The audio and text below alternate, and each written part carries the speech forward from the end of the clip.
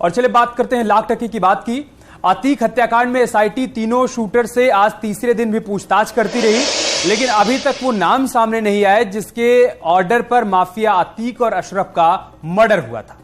क्योंकि जब तीनों से सवाल जवाब हो रहे हैं तो एक सवाल के अलग अलग जवाब तीनों दे रहे हैं, जिसकी वजह से पुलिस अब तक उस मुकाम तक नहीं पहुंच पाई जहां हत्या की वजह का पता लग सके।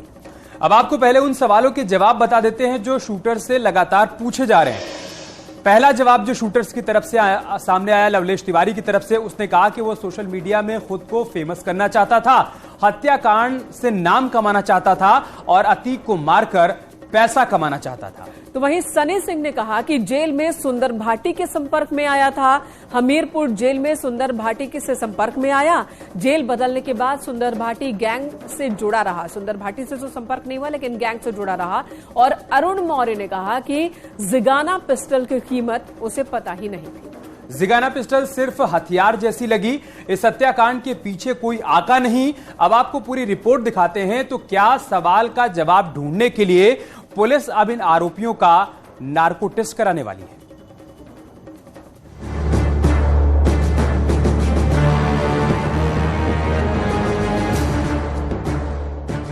अतीक हत्याकांड में करीब 20 घंटे की पूछताछ, शूटरों ने उगले कई राज।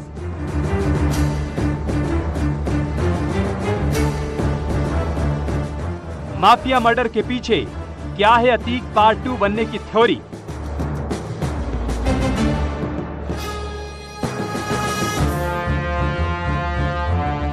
कत्ल की कहानी में सवाल अभी बाकी है, जवाब अभी बाकी है। 3 शूटर, 2 मर्डर और इस मर्डर मिस्ट्री में पुलिस और एसआईटी के सामने न जाने कितने सवाल, जिनका जवाब मिले बगैर ना तो कत्ल की थ्योरी सुलझने वाली है और ना ही अतीक की हत्या के पीछे का मकसद सामने आने वाला है। तीनों शूटर से करीब 20 घंटे तक पूछताछ हुई। अलग अलग तीनों शूटर से सवाल जवाब किए गए। मनोवैज्ञानिक तरीके से बारी बारी पूछताछ हुई। पुलिस कस्टडी के तीसरे दिन तीनों शूटर से पुलिस लाइन में पूछताछ हुई।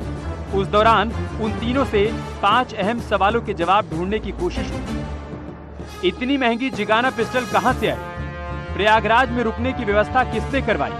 अतीक हत्याकांड का मास्टरमाइंड कौन है? अतीक अशरफ को मारने का प्लान कब बना? इसमें सबसे इम्पोर्टेंट है कि आखिर इतनी महंगी जिगाना पिस्टल इन आरोपियों के पास कहां से आई। दूसरा बड़ा सवाल, उन तीनों को प्रयागराज में रुकने की व्यवस्था किसने कराई?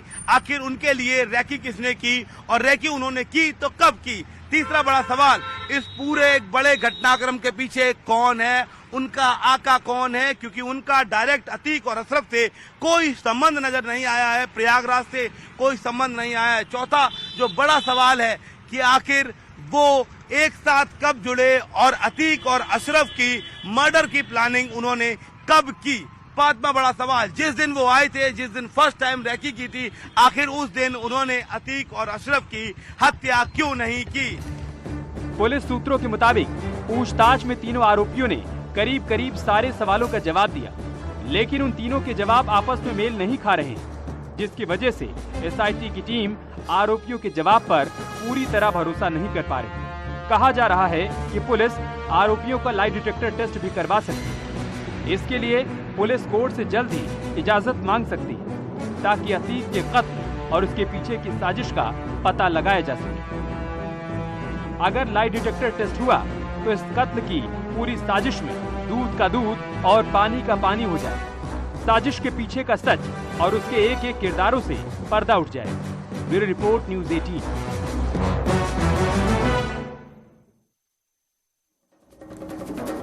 अतीक अहमद और अशरफ हत्याकांड पर विवादित बयान